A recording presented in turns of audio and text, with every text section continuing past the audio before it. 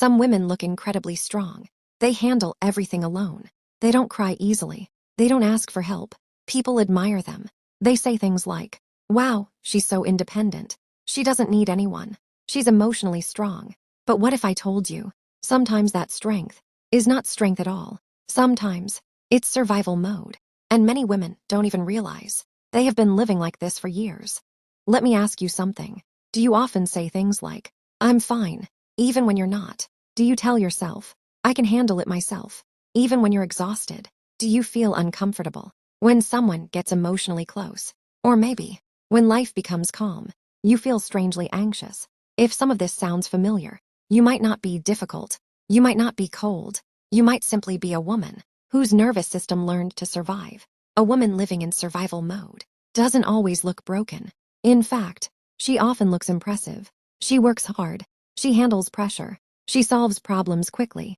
But inside, her body is constantly scanning for danger. She overanalyzes people's tone. If someone replies slower than usual, she wonders, did I do something wrong? If someone becomes distant, she prepares herself emotionally, just in case they leave. Because survival mode trains your brain to always expect loss, even when nothing bad is happening.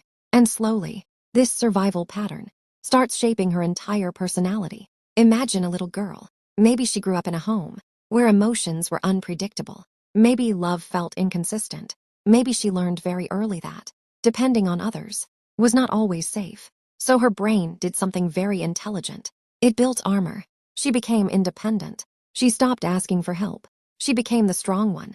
And for years, this strategy worked. It protected her. It helped her move forward.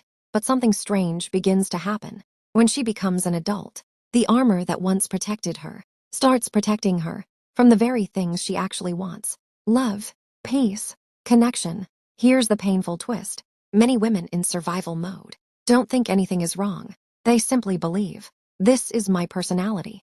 I'm just very independent. I just don't trust people.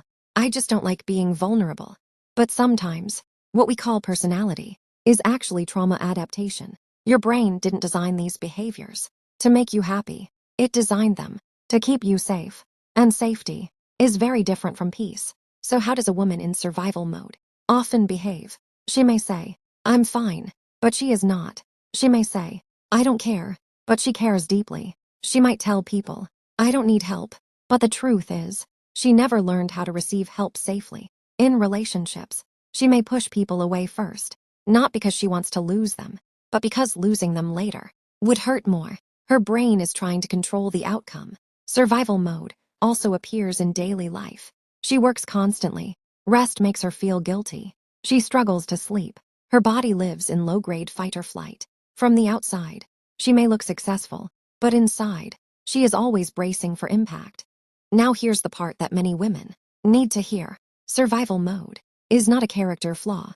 It is proof that you endured something. Your nervous system learned how to protect you. But healing means something very different. Healing is not about becoming weak, and it is not about becoming someone else. Healing means teaching your nervous system that the danger is no longer everywhere. A mentally healthy feminine woman doesn't live in constant defense. She can say, "That hurt me.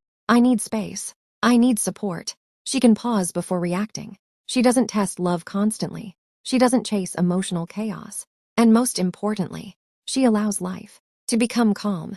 The core difference is simple. A woman in survival mode believes, "I must control everything to feel safe." A healed woman believes, "I can handle what happens." One lives in fear of loss. The other lives with internal stability. And remember something important. What kept you alive when you were 8 years old may sabotage intimacy when you are 28. But healing does not erase who you are. It simply removes the armor that fear built around you, so you can finally rediscover the woman underneath. Now I'm curious about something.